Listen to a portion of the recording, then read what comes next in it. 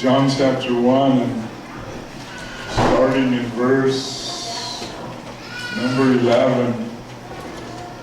So if you got your Bibles, you can go there. If you don't, you could listen. And what I wanted to do was I want to share just, this is one of my favorite scriptures here.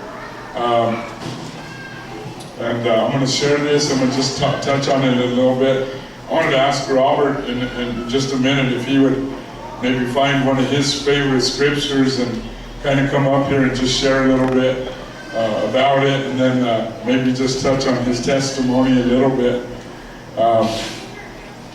Because he has a powerful story how God delivered him from everything. I was thinking as you guys were singing, I was thinking, man, you know, they should have a movie. I said, man, they should have a movie about the Hawkins, man. How the Lord delivered him and brought him out, man. Their story's heavy duty. And Brother Robert, he was addicted to all kinds of stuff, and you know, found himself over in Colfax in Denver, laying in the street. You know, woke up, his pills were all jacked up and had nothing left, and you know, his life was just shattered. You know, OD'd and died and all this other stuff, and yet how God found him right there. You know, and God saved his life. So when they're singing these songs, it's not just, oh, I like this song, let's sing this one. You know, because a lot of people do that. They'll just find a song they like and sing it. You know what I mean? But it doesn't mean anything to them. You know what I mean? And everything they sing is got a story behind it, or you know, and you know what I mean? But I want to share this one with you real quick. John chapter 1 verse 11, it says, He came unto his own, and his own received him not. And he's talking about the Jews there. He came unto the Jewish people, and they don't receive him as the Christ. He says, but as many as received him, to them gave he power to become the sons of God. He said, even to them that believed on his name. And verse 13 says, which were born not of blood, nor of the will of the flesh, nor of the will of man, but of God. And I love that verse of scripture, them few verses there, because Jesus, he came to this world, to his own people, and they didn't want anything to do with him. But then you know what I mean, he stretched out and he looked to these people who were lost. He looked to these ones that were, you know, when I was just a kid, I was an alcoholic.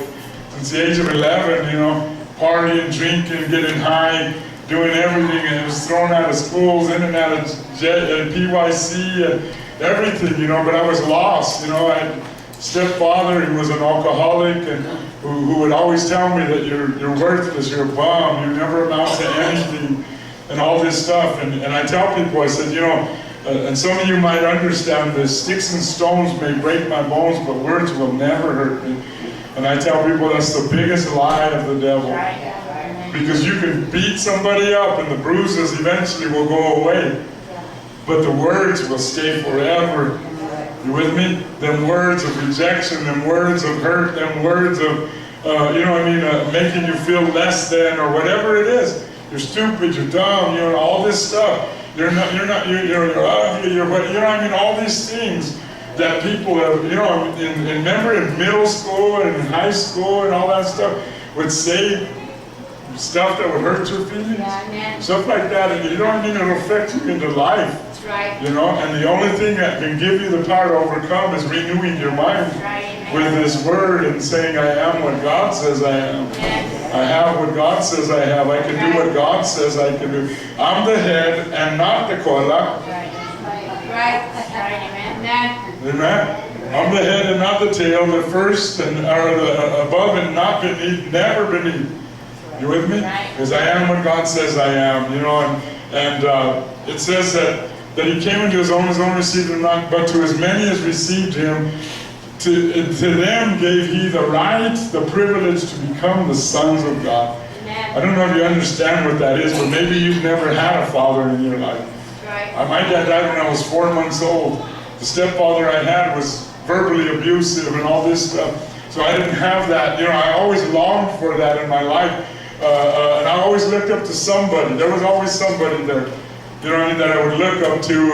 And you know, but when I got saved and when I accepted the Lord, I had accepted Him as a result of a shotgun blast to my face.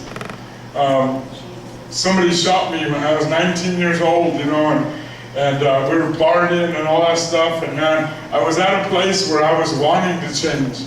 And that's usually where the devil will kill people, is when they start wanting to change. Right. They'll try and snuff you out before you get to that place of conversion, you know. And one night at a party, somebody shot me in the face with a shotgun and left me for dead, man. And you know what I mean? And that night, my life changed.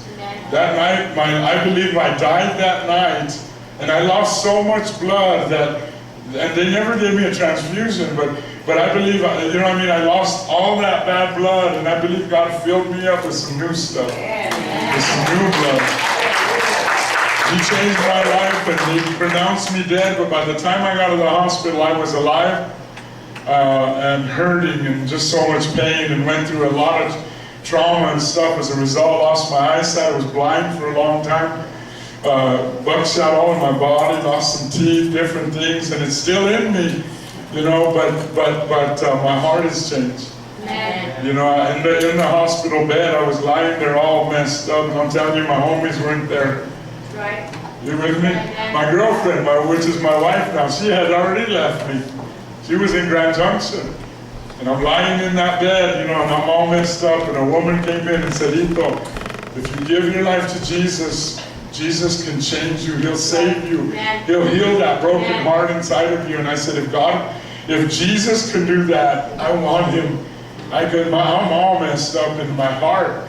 You with me? Right. And I prayed a prayer. I accepted the Lord, and I'm telling you, something changed on the inside. God changed my life, and I really believe that I became, according to His Word, a son of God. Amen. See, the Son of God came and died for us to become sons of God. Amen. You with me? And I believe that day in the hospital, you know, blind and all, and I accepted the Lord Jesus, and He changed my life. And He turned my life around, you know what I mean? And I always say that because my dad died. He was from Mexico. But, you know, he was a very handsome man. And that's my mother right here in the front row, the silver fox. Julio would have laughed at that one. But my mom, you know, she was very in love with my father when he died. And they were married, and they had 2 children. One was me and one was my brother Guillermo. And my mother was already 30 years old, man, almost 30 years old, and still a virgin, believe it or not. Did you hear this? Is this thing on? A virgin. Had never been with a man, had never done a whole, and still slept with grandma. And she dedicated her life, and she wanted to give her life solely to God. She wanted to go to Canyon City, I think they call it the Abbey. She wanted to go just serve the Lord and give her life as a ransom for the Lord, and just live for God. And God spoke to her, and God says, you're not going to go in that place. I got something for you to do. And I believe that something is standing in front of you today. Because then she met Guillermo Sr., who had come over from Mexico. You know, they jumped that border. And he come over from Mexico, and then they seen each other. A history. And then they had us. They got married, and their testimony in itself was amazing. How they had to go through everything just to get married again. Him go back to Mexico, go to the military. They, you know, different things they had to do, get married there, and then by the Catholic Church, and then come over here, and you know, all this stuff is amazing just in itself, if you ever heard the story, you know. But all this stuff had to happen, you with me? To everything in the universe, man. God had to change everything, had to make everything just right to line up, you know, the stars, if you would, for me and my brother to be born, for them to get married, for that woman of God to get married and give herself to a man and say, God said, you're not going to be barren, you're not going to be childless, you're going to give forth sons, and one of them is going to be a preacher. All that happened, and I'm saying that because it says they weren't born of blood or of the flesh or the will of man. I wasn't a twinkle in my daddy's eye when he seen that babe and his caliente. Huh?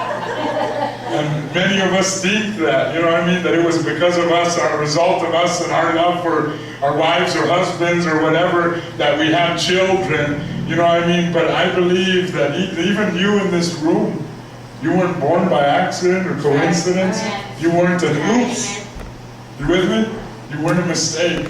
God knew everything he was doing. He told Jeremiah in Jeremiah chapter 1, Mijo, before you were born, before you were knitted in your mother's womb, I knew you. You with me? He said, I ordained you a preacher before you were ever born. You with me? So you weren't an accident. God purposed your life, or you wouldn't be here today. You with me? I believe that you wouldn't even be in this church today. I believe there's a reason God brought you here. You with me? Just to let you know, listen, you got a purpose. I don't care what anybody else might say about you. God says, I say good. I say that you're my son. I say, you with me? You're my favored one. Put that robe of righteousness. Put that, you with me? Like the prodigal son, And but he said we weren't born because of two people, lusting after each other or even falling in love and planning children. He said you were born as a result of God's will. You with me? Not because of anything else. You with me? And because of this, he gave us that right, that privilege to stand here tonight and say, man, I'm a child of God. You with me? I'm a child of God. I don't even remember where it is in 1 John, maybe chapter 3, where it says, behold the manner of love the Father has bestowed upon us, that he has called us the sons of God. You with me? That's amazing that he would send his own son to a cross to die so that me and you can live. That's heavy duty. You with me? So that we can become the sons and daughters of the Most High God. Maybe before you had no identity. And I remember telling the Lord, bro. I remember telling the Lord, I always say that, I never had a father.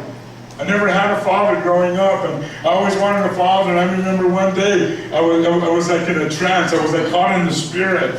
And God showed me him and me and Jesus, man. We were walking through this field of wheat.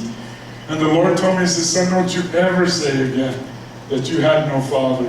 He says, when your daddy died, he said, I became your father. Amen. I was there for you. I've always been there for you. I'll always be there for you. He said, don't ever say you don't have a father. And that's what he calls. He said he gave us the spirit of adoption, whereby we cry, Abba, Father, Daddy, Father. You with me? And so, amen. God is good, amen. But I wanted to share that with you, but I want to give Robert a little bit of opportunity to come this evening and just share a scripture, share what God put in his heart tonight, amen, because he's got an amazing story. His wife is amazing. I mean, to us, their family is just like our family. You know what I mean? It's just like we're, from the same cookie cutter. We're the same because, we got the same father.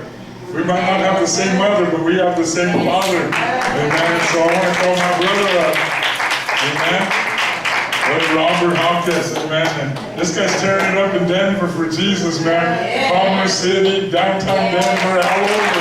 Sharing his story and literally winning and praying for people to be healed and saved and all this stuff. Amen. And so I love him dearly. And so give him your attention. Amen. Thank you, Pastor. I just want to thank everybody for being here once again. And I have just so much to say, but I'm going to break it down the best I can so we can get some understanding of how God works in all of our lives. And, Many of us were like me. I was just bound in a lot of things in my life, from growing up, and and even though we are in our sin, sometimes the things, God's in the midst of our lives too, trying to help us, because God is good, and the enemy is throwing those bad things at us. Every time that we made it, God was in the midst of that, but we never saw that until the point where we finally come to realize that we're here now, and God says, you're only here because of me. Because if it was up to the enemy, you would be dead by now. Or either you would be locked up, or you would be hurting people, or hurting yourself, or just everything that the enemy has to throw at you, like a puppet.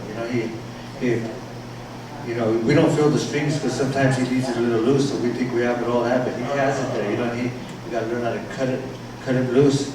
And a lot of times it's not just the enemy, because if the people in the world ain't serving him, he could use them to come against you, to bring you back into the world, to make you feel like, hey, you have time. You have more time out there. Make it look good. It's just like everything has to look good for us to want it. You meet people that are even cleaned up and saved in life, and they say, oh, bro, when I was doing coke and crack, I never even liked it. You did it? Well, I loved it. That's why I did it. The enemy threw it out there to make it look good, and he had to, but we don't understand. It's like, you ever read the box of decon? I always use the box of decon to get them mice. Man, them mice were smart. They learn how to get around this stuff and everything. So big decon, it says 99.9% food. Yeah, and so they ate it. Because that's some big statistic, 99.9, but they didn't realize the 0.1% is what killed them. Yeah, amen. Because it looked so good, tastes so good, even when they were, but boom. Just like me at one time when I thought I was so hooked on pills. This is the turning point at the end of when I was coming to God. I was so hooked on pills. But not only pills, this is just my last addiction that before I came to God. I was hooked on crack, coke, all kinds of other stuff in the world. Anything to just fill my life up with the emptiness that I thought was, and I filled it up with the wrong thing. But the enemy had a plan, actually, just to kill me, like I said. But anyways, on my pills, I was on pills for 8 years. Straight, every day. 30 pills a day. I was at the point of destruction. I had taken pills to wake up, pills to go to sleep, pills to get energy, pills. I had so many pills for anxiety, for depression, for all this stuff that man, you took a little bit of this, took a little bit of that. You never had a straight day. You always took too many of this, too many of that, and you never functioned correct at all. Yeah. I was just dying. And to the point where I fell out in my home, overdose, in front of my whole family, my grandchildren, my kids, and my wife, to the point where, they had to see that. They had to see me just literally die in the house. My wife knew nursing. She knew how to revive people. She knew how to revive people, and she, what was any different than any other person, like at the nursing home that will fall out dead, just from natural complications, for her to revive them, and me, she couldn't revive me. The enemy was right there at that point, getting ready to take my life, because right before that, I was crying out to God to help me, because I tried every rehab there was out there in Denver, inpatient, outpatient, behind locked units. I was like in the crazy wards. I thought I was mental. I didn't know. I needed something. There's got to be a pill out there. There's got to be something out there to bring me home to my family, to make it okay. But actually, it's just God. He was, when I was crying out for Him to help me then, right at that end point, I was writing my own prescriptions and everything for a whole year, getting away with it. I knew that one day I was going to get caught and go get locked up. That's a bad, prescription fraud, felonies, and they had me guilty. At the point when I said, God, this is coming to, I knew that I was just living, I was only functioning on the pills to live. But to the point where I asked God to help me, got locked up before I finally got caught. I said, well, maybe this is how God has works on. He has to work on people sometimes. Because sometimes, a lot of people don't realize this, when we're locked up, we'll serve God in there for some reason. And God is good. He's in there because we miss our loved ones. We miss everything. We miss the freedom out there. So we come to God, and He's so good to us that He comes to us and gives us peace while we're locked up. But when we walk out them doors, Satan's waiting right there. You know, he always waits there for us. Yeah. And we need to and carry. And that's how good God is. You know, He's in the midst of it, even when they're locked up, when they're bondage and everything. He's right there. But it's just us that we just don't see it. But this, when I got caught, I thought I was going to go to prison. But the judge dismissed that case. And then I went home. I was sick and everything. And then I happened to do it again, thinking I was going to taper myself off and all this stuff. And one more time, Amanda said, one more time. The enemy always says that, one more time. You can do this one more time. Taper yourself off. And then I went and did it one more time. And then I got caught. And then that was, you know, I thought, man, how many more times? God, you know, this is it. I went to court in front of this judge, and this same judge came up to me, looked at me, and it was like, right, you know, judges don't do this stuff. They see you in there 10 days later, and then they say, he told me, paperwork, something's wrong here, case dismissed. I'm looking at him like, what? Before, when I was going to court, they said, no, this guy was here even last year and didn't learn. You know, we're going to hold this over. Somebody figure out something and wait, we're not doing this now. But he just said, no, case dismissed. I went home. I said, wow. And I was calling out to God. I knew He was there. But you know what, at that turning point right there, when I was crying out to God, the enemy was still there because I was still sick. And I was sitting there at my computer desk and telling them, God, I know that was you, because stuff like that don't happen. You know, that just doesn't happen. It's not normal. But God says, well, I'll even break down the better, because we say, that's not natural. God says, you remember, I'm supernatural. So that's why we don't understand those kind of things, because, you know, supernatural is a hard thing for us to grasp on, you know. But anyways, when that happened, I was so sick and asked Him, God, follow through what you're doing for me. Why am I still sick? I really had 10 days of being sick. I could have just went 10 more days. I didn't know. I was just sick. I mean, I used to go through withdrawal, sweating in my boxers. I was just nightmares and everything, just feeling for that drug. The enemy saying, you could go get more. But I really was to the point where I really had burned all these bridges. The pharmacy was my last. And I said, God, can you help me? You know, I'm sick. Right there, that moment, the phone rings. 7 in the morning, my wife was sleeping. It was Walgreens. They said that they were going through the paperwork and said they had one more prescription left. They said, we're going through this file. We said, we have one more prescription left before we close your file. Would you like to come and pick them up? And I was like, God, is that you? I was like, come on now. You know, I wasn't serving the Lord. I didn't know. It was the enemy. He was, you know, trying to get me back. And I said, and I mean, right then at that moment in my house, the battle was on for my soul.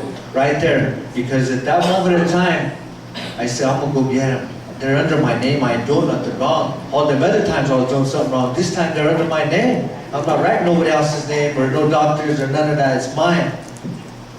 So here I go, 4 blocks, driving around and even in circles thinking, man, God, what do I do? You want to get off these, go back home. I was, go back home and just go back to bed. You could do this 10 more days. You know, go something else. You ain't doing nothing wrong.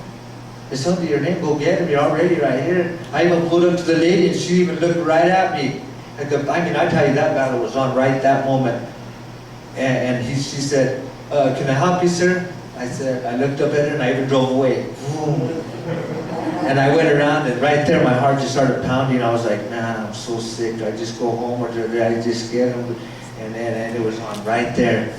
It was like that movie, if you ever seen years ago, Oh God, You Devil, and they're playing on this card table for that man's soul. Yeah. It was like that. And he put the bluff on him, you know, God, he just knew it, the devil, it was just like that. It was right there, like that moment right there. And I went around and I got the pills and I opened them up and I took them. I still had my coffee from waking up in the morning. I drank my coffee and I said, man, what did I do? I said, oh, why? Might as well just go home. Finish off what I said I was gonna do. Went home, my wife wakes up, she looks at me, she was so tired of me. She knew that I had found some somewhere. Because the way, you know, like, no, he's usually sick. But I was like, you know, trying to hide it and everything else. I said, well, I'm gonna go to bed. It was nighttime came, the family was there, they were all, yeah, they come over. That was like movie night, and I was on my computer desk just trying to play it off and stuff, and I took some sleeping pills because so I could get tired, because the pills kind of kept me awake. I said, I'm gonna go to bed, I'm gonna go lay down. And I started thinking, did I take my pain pills? Because I was so drowsy on the sleeping pills. So I couldn't remember, so I said, I didn't want to get caught counting them. You know, I had a 200-something bottle, and I was like, I don't know, I have to pour these out to count them. What's another dose gonna hurt? Took another handful, and all I remember taking them, almost to the point of taking them, and boom, I don't remember nothing. Nothing at all. Just like, I mean, I woke up like in a, I don't know how I got up, I just got up. It was weird, I got up and nights like this. But I was in the hospital just laying there like, wow, what happened? I didn't feel no pain on me, I don't feel like I got in a wreck or nothing. I just looked up and I see my kids looking at me. They looked in my eyes. They looked like they were crying. I could even see right through my kids' eyes, and they were looking at me like, Dad, man, I don't know whether to be happy that you're alive, you know, or be mad at you for what you're putting us through. Because I really was burning all the bridges with my kids. They didn't trust me. You know, I had my kids even trying to lock my pills in the safe to be happy. Mom, we'll put them in the safe. We'll dispense them to him. And when I turned that safe upside down one day and jammed a hole in it when they were gone because I wanted them so bad, and I was like, man, I was like the bad man. You know, I didn't care. I was just, whatever. Oh, but anyways, what happened that night, when I took them and I woke up that morning, I mean, at the hospital that night on that overdose, you know, I was embarrassed, I was ashamed. I kind of knew after my kids had told me what had happened, that when I fell out dead, my wife did CPR on me, because it just happened so instant. And they had told me what had happened. All my kids were just around her like, Mom, don't stop. Laying there with my eyes rolled back, you know, just my lips purple, no pulse, no nothing. Paramedics in Denver, it takes a long time, you know, they're far away, and they just, and to the point where they just couldn't take it no more. They ran outside. Somebody run help my dad. You know, just they just panicked. I can imagine how they felt. They were so tired of me, but they didn't want to see me dead. You know, they didn't want. And then to that point, when I was crying out for God before that, I think God was looking upon my life right there. He was telling me, because my grandson, he came up to me in the hospital, and I talked to him because I was embarrassed to talk to them. I had no answers for them. But my grandson, you know, he was just a little kid, my first grandson. And I think God was looking upon me and saying, look at that man. He was crying out for me to help him. I was trying to help him. He didn't realize that was me in the courtroom the first time. And then the second time, that was me again. And then when he went home, you know, he lost that battle. He lost that battle for that one more time. For that one more time that the enemy told him you could do this. And now look at him. He just fell out dead right there. His whole family's not even serving me. None of them serve me. And my grandson, when he came to the hospital, he had told me, Grandpa, when you died, and I was looking at him like, what? He was there. And I thought all bad. He goes, when you died, Grandpa, I didn't know what to do. Everybody was screaming, running around crazy. All I could do, he said, was go behind the couch, Grandpa, and I closed my eyes so tight. And I put my head down and I said, God, don't let my grandpa die. And I told him, you said that? And he said, I did, Grandpa. He didn't know God. We never shared God with him. He must have heard about him somewhere when God said, well, then when that man's going to die right there. He just lost. He lost that battle for that one more time. You know, and when he looked over in the room and see my grandson right there, what's that little boy saying right there? Man, look at that boy is crying out for his grandpa not to die. I'm going to give that one to that grandson right there. But when that grandpa hears what that grandson did, he better realize what I am trying to do for him. And I woke up. That's why it's good for all of us to realize it's good to pray for one another. It's good to pray for one another. We don't know, God, the enemy, he hit, we start praying and praying and praying, and man, we're praying. The enemy, let him go. He has to let him go because we're interceding for that person, So we can't ever give up on that people. Sometimes I come here, my family members, I share with them, and I think sometimes, when you're first into the Lord, you start thinking, man, they don't want to hear it no more. I don't even know if I should keep sharing with them anymore because it seems like it's just going in one ear and out the other. It's just like they're no good. And God, because I was so skeptic with when I was walking with God, I wanted to know so much more about Him and more of everything about Him because I never knew Him until I knew He was in the midst of that. And God tells me, well, you know what? You can't give up on them. I never gave up on you. Right. Look at the big mess you were in. I had went home that night. My wife finally came and told me, she said, you know what? She sent the kids to bed. She said, I'm going to tell you right now, you put us through a lot. You were a provider. You did everything that you were supposed to do to provide as a father and all this and that. But there's one thing that you always been in addictions. You always thought everything was all about you and all this. And she just let me have it that night. She said, I'm telling you right now. And this is like tough luck. We tell you, she said, I'm going to tell you, this was it. You drew the line. You're not going to die in my home. This addiction, it seems like you're not coming out of it. You either pack your stuff. She said, you either figure out what you're going to do. Because you tried every rehab. You tried everything. I don't know. She didn't even know. But I knew she was praying. She was crying out to God like, God, was my husband going to ever experience normalness in his life? This is it. She was crying out because she had told me in the midst of it that she remembers telling about that. Is he going to die like this? I just want him to experience normalness. She started even to stop thinking about their selves to say he needs to be saved. Because if God can get a hold of some of us, then the whole family can start coming in the midst of it and seeing it. He just got to get a hold of us. But the thing was, she told me that, or either you get out, because you're not going to die in my house. There's so many people in this world that are accepting their families in their own homes, and they know what they're doing. But it's time to say, no, that's tough love. You cannot do that in my home. You cannot bring that spirit in my house. I'm trying to move forward with God, but every time, the enemy could use the world, like I said earlier. If they're not serving the Lord, he'll use somebody in the world to come against you to make you not walk right with God. That's right. He's tricky. He don't care. He knows the strategies and the tactics. Right. Amen. Right. And you know what a strategy is? It's like you're playing football. Football season's on now. Them coaches, they come up with these strategies to get that ball across take a left here, take a left, right here, this and that. There's strategies. Yes. The enemy knows strategies, Yes. tactics. We got to overcome them and ask God, God, give me the strength to overcome them. Cry out to God any way you can. Yes. And and to that point when I was out in the streets, when I left to Colfax because I left and I knew she was tired of it.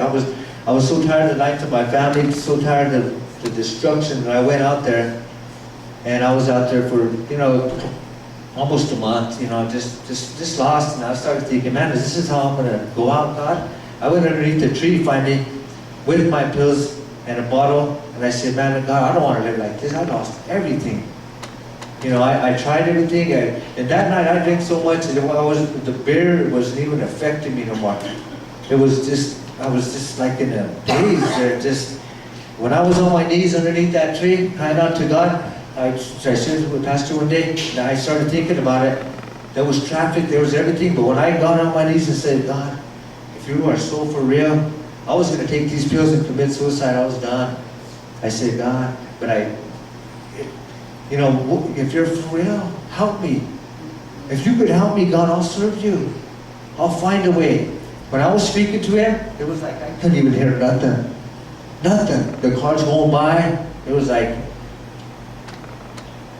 speak to me, he was saying, and it was like prayer.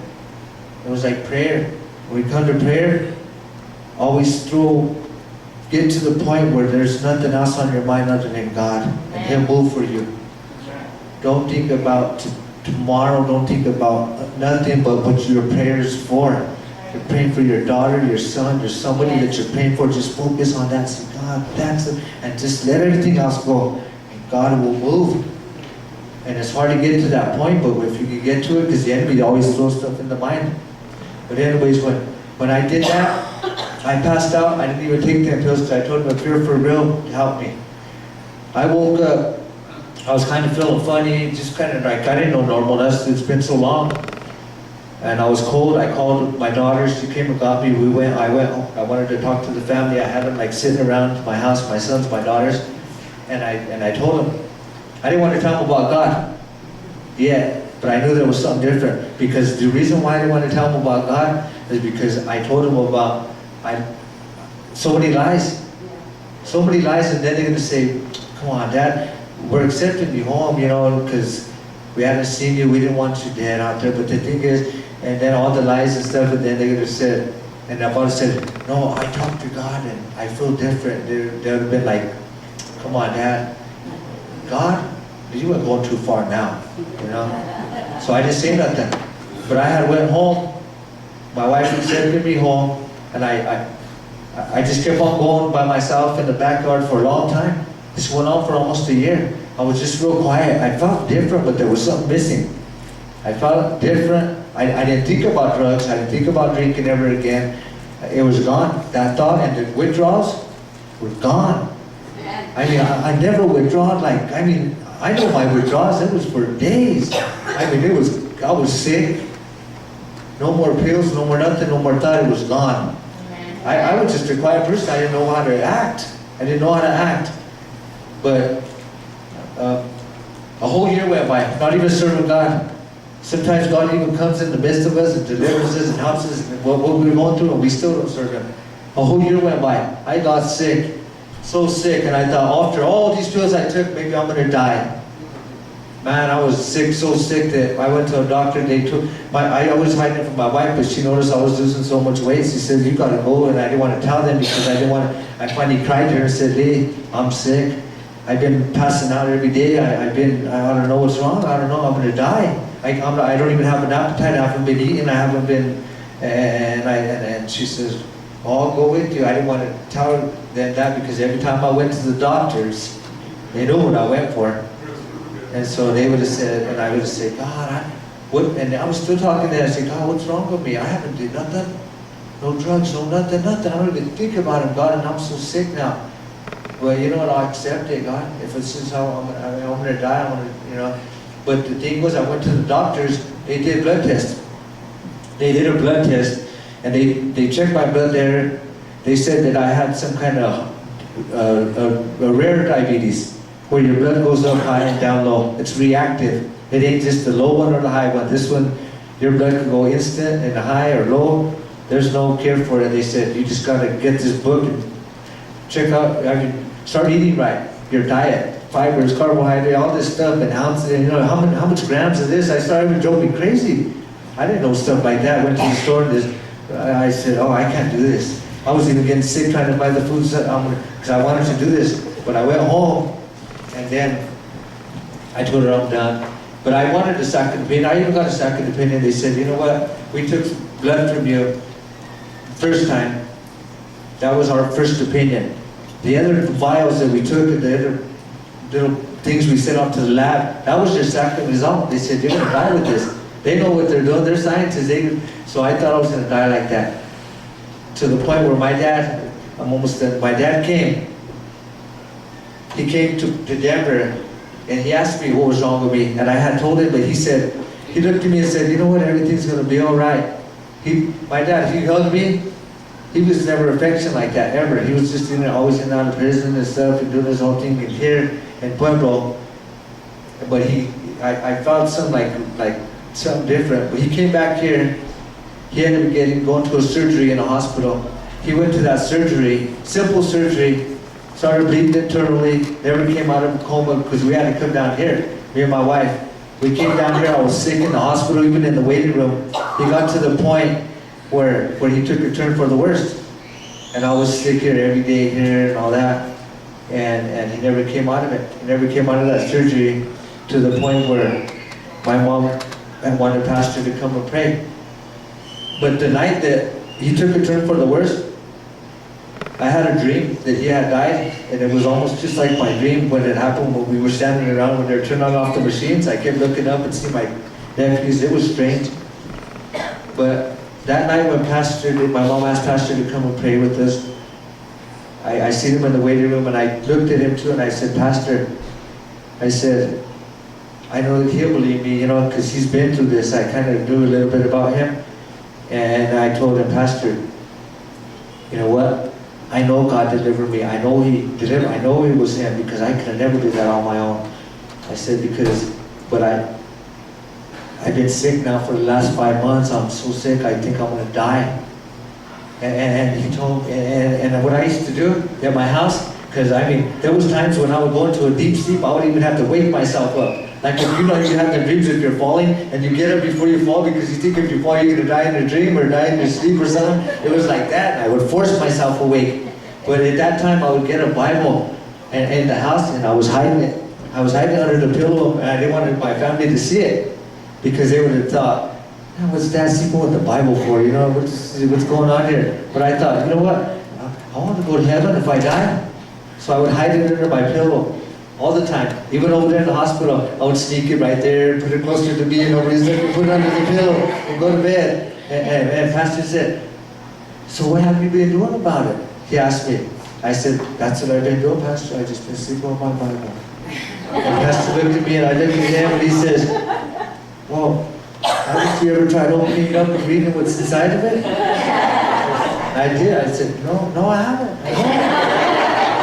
So then I looked at him again, like, anything else? That was it. I was like, what? So that night I tried it. I tried a little bit of it. I tried some of it, and I was like, wow. And what I read was just a little bit that kind of was understanding. My dad passed away that night. But that night in the waiting room, I had a dream he passed away. It was weird. I went back in the waiting room where my wife was. To go. I had fell asleep, you know, in the waiting room, and then I went in there because it's from 6 o'clock. You got to leave there so they could take care of all their business back there.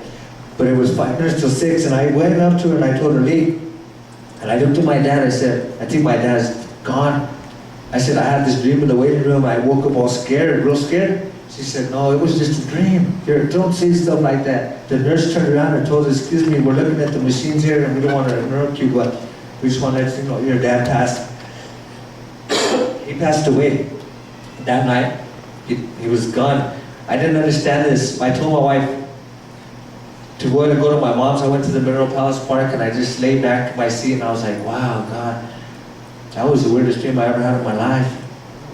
I said, and I asked him, what's going on here, God? And he said, in my mind, I knew he was speaking to me like, and he said, Robert, do you remember about 1.5 years ago, you were underneath that tree. You were crying out for me to deliver you from them pills. Not only did I do that, and he delivered me from the pain also, because I had back surgery. And that's what And he delivered me from that also. No pain, the pills. He said, you remember that day, you told me if I would deliver you, that you would serve me. And I was thinking, man, here it comes. He said, through all this, I'm trying to show you something. It's time to serve me. And I was thinking, what? And remember that sickness that I told you I had? The doctor said he had all the files and paperwork and said that you got it. The scientist, that sickness, I was so caught up in my dad's death, was gone. I felt it. I felt like energy in my body. I felt energy in my life, and I felt like that sickness was gone. I don't understand why my dad had to go. You know, he just, you know, because of it, he left, and I had life then. And from that point on, I wanted to know about God, because of what Pastor was saying. I knew he didn't say no more because he knew the answer. So I started seeking God after that, knowing that God not only delivered me from the pills, from the pain, you know, he gave me my family back, you know, and the sickness, you know, it's something that the doctors and everybody, you go back over there telling me, hey, I want to ask you a question. You told me 2 years ago, why don't my soul, I'm healed now. Do you have any answers? They won't have no answers. Just because of God. He came and He healed me. He delivered me. He did all this stuff for me. The scripture I'm going to share. I'm going to read it in the Message just to give you some understanding. Well, I used to read the Message Bible all the time. I was always happy reading the Message Bible all the time because I had no understanding. You got to find the right Bible that you could understand. People would think, oh, but the scripture's not the words. You're not supposed to say that. It says, God says, these are just because we don't understand. You know, we won't ever get under there and try to understand the King James and all that because it's just an excuse to not get in there. There's terms that we could understand. Yes. It's the same thing, but we need to understand it, you know. And this is the Message Bible, but this says, I'm going to read this, Luke 7:41. I'm going to go to 7:41. And when I was reading this Bible, when I found out later on down the line after reading it, they said, that's a kid's Bible or something. But hey, I'm a kid in the Lord. I always read, you know, I'm a learner. I want to be the learner, you know, I just want to learn. And it says, this is what Jesus asked, okay? He said, 2 men were in debt to a banker. One owed 500 silver pieces and the other 50. Neither of them could pay up. And so the banker canceled both of their debts. Which of the two would be more grateful?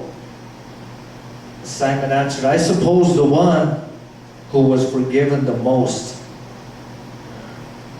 Okay, that's right, he said. Then turning to the woman, but speaking to Simon, he said, do you see this woman? That came to your home. You provide no water for my feet, but she rained tears on my feet and dried them with her hair. You gave me no greeting, but from the time I arrived, she hasn't quit kissing my feet.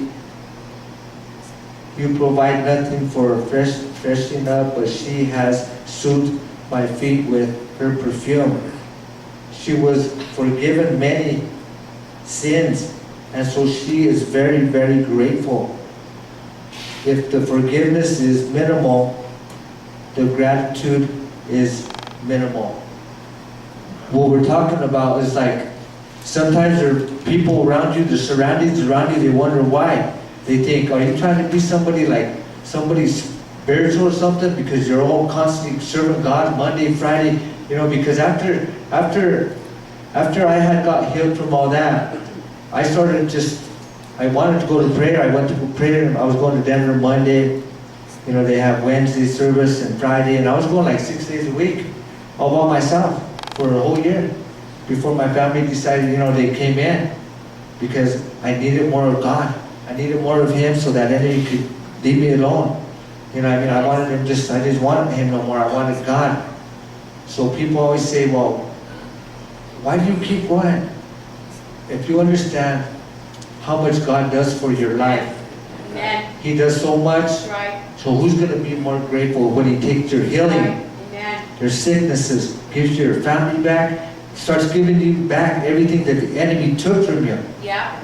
You know what I mean? It's just like if you got locked up in prison, that you went to go on vacation in Mexico or somewhere, and they said you look like somebody, they locked you up, and then they say, you're not getting out of here. You owe $10 million cash. If you have that, then with that job, you'll not be able to stay here for life. Man, none of my family has $10 million. I guess I'm in here for life. All of a sudden, they come to your feet, let's go. This guy let you out. This guy paid. He had all kinds of money and paid for you. Just to do it, didn't even know you. I mean, just say for instance, he knew you, but you didn't know him, who he was, but he heard that you were in there for something that you know, and then you come home to the States, and then you look next door and you see that man that bonded you out for that $10 million, and he's cutting his grass or he's doing something, you're like, can I do that for you, sir? Can I do this for you, sir? You'll be so grateful to that man because he gave you your life back there, because they said you're going to die in here. Yeah. You know what I mean? And that's just natural stuff. God gave us our life here to live so we could seek Him, so we could tell people about Him, so they could have their everlasting life. You know, it ain't all about, people always try to say here, wow, I'm just trying to make it, bro. I'm just trying to make it. Make it where, bro? Here? Don't want to make it here. You want to make it up there. Amen. Right. But I'm just gonna close with this because I'll keep going and going. You know, there's so many times that when I'm in the street, I always find people to share with them. Sometimes, you know, you run into people all the time, and they're going through the same mess you're going through. So that's when people say, man, it ain't easy serving God, because when you got to answer what God has, and you're looking over there, and these people are on the same road that you were on of destruction, and you're looking over there and just thinking like, nah, I ain't gonna say nothing. Then you gotta say, man, you gotta say something.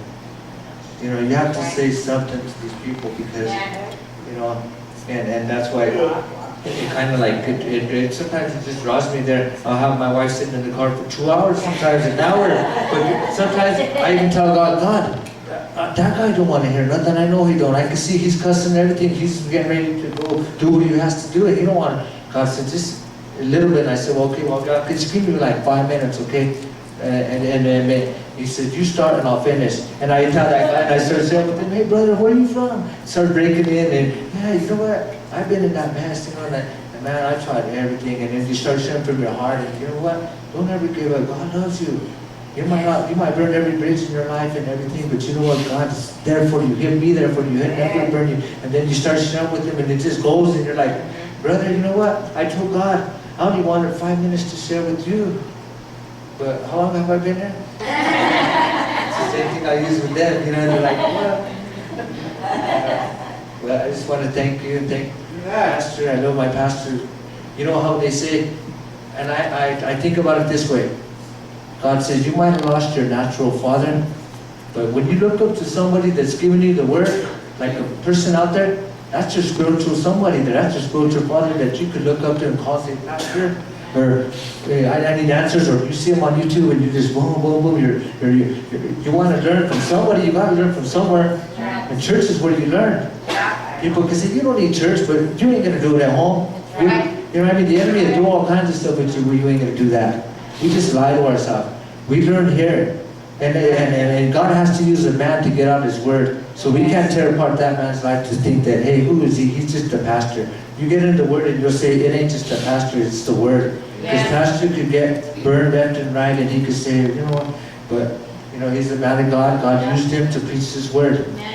You know, and so when God, I always think about it this way, I might have lost my real dad, but God put a spiritual father in my life. My father was gone, and right at that same moment, a spiritual father came in the mix, and I answered that call. That's what we have to do. He's ringing it, and he's got to answer. God, I love you. You are good.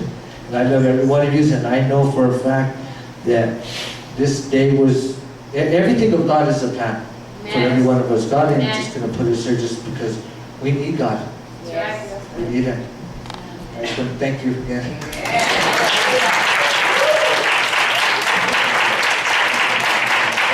Stand with me tonight. Amen. Powerful, powerful stories. Amen. Now his grandson rides with him, Elias. They ride with him, and Grandpa,